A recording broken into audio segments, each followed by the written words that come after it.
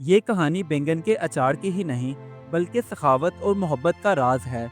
एक जिद्दी बेटे ने मुसाफिर से बांटना सीखा, एक माँ ने साबित किया कि जायका दिल की नीयत में छुपा है, और एक छोटे से गांव ने सादगी को खुशी से अपना लिया।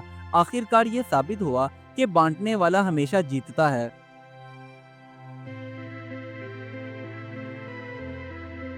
गांव की सुबह थी। हर तरफ हल्की हवा, परिंदों की चहचहाहट और घरों के बाहर झाड़ू देती औरतें। ये सब एक खूबसूरत मंजर था। अम्मा रशीदा सहन में बैठी सोचों में डूबी हुई थी, क्योंकि इस बार उनके खेतों में बैंगन की सब्जी की पैदावार ज्यादा हुई थी, जिसकी वजह से वो बार बार खुद से कह रही थी, ये बैंगन रोज रोज कौन खाएगा, कुछ तो नया सोचना होगा। इतने में उनका बेटा नदीम भागता हुआ आया और एक बैंगन उठाकर हंसते हुए अपनी माँ से कहने लगा, अम्मा, लगता है आज फिर बैंगन का सालन बनेगा। अरे कोई अचार बना लो, शायद मज़ा आ जाए। नदीम की ये बात अम्मा रशीदा के दिल को लगी, तो उन्होंने जल्दी से सोचा, क्यों ना बैंगन का अचार बनाया जाए। बस फिर उन्होंने मसाले निकाले और पीसने लगी, जिसकी खुशबू से पूरा सहन महकने लगा। आहिस्ता आहिस्ता खुशबू सहन से निकलकर गली में फैल गई, तो मोहल्ले की औरतें आपस में बात करते हुए हैरानी से बोली, अरे वाह, अम्मा रशीदा के घर से तो कमाल की खुशबू आ रही है। आखिर पक क्या रहा है। रात के खाने में जब नदीम और उसकी अम्मा ने मिलकर पराठों के साथ बैंगन का अचार खाया, तो हैरानी के साथ कहने लगे, सादा से बैंगन का जायका इतना मजेदार भी हो सकता है, ये सोचा ना था। सुबह के वक्त जब गांव की औरतें आपस में इकट्ठी हुईं, तो एक ही बात का चर्चा हो रहा था। कोई कहता, ऐसी मजेदार खुशबू पहले कभी नहीं आई, तो कोई कहता, भाई अम्मा रशीदा के खाने का मजा ही कुछ ऐसा होता है। जब शाम का वक्त हुआ, तो एक मुसाफिर गांव में आया।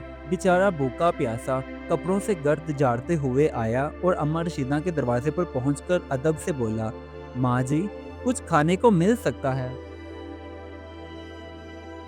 मुसाफिर की ये बात सुनकर नदीम झट से बोला, अम्मा, ये तो हमारा अचार है, हमने ही खाना है।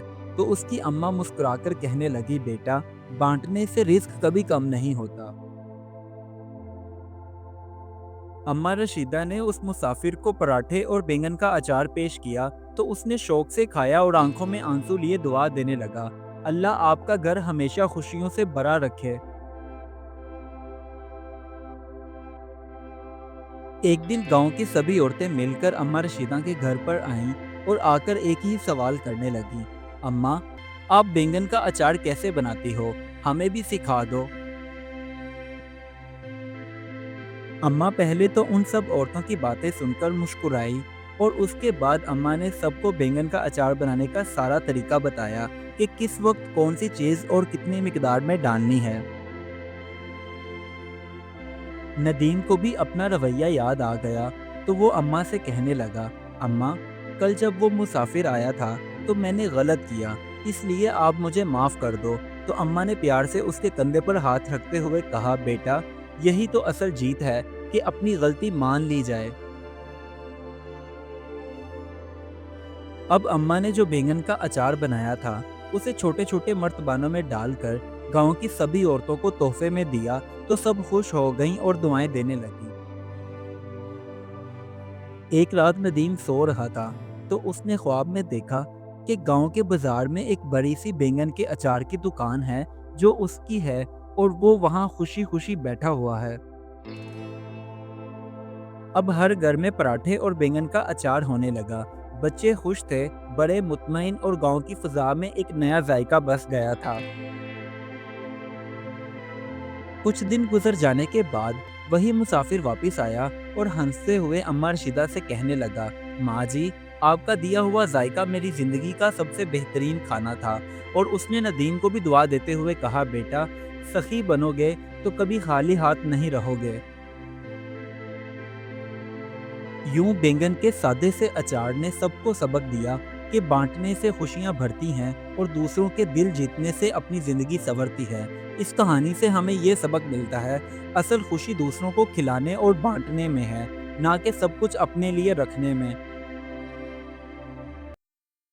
Do like my videos and don't forget to subscribe my YouTube channel. Also press the bell icon.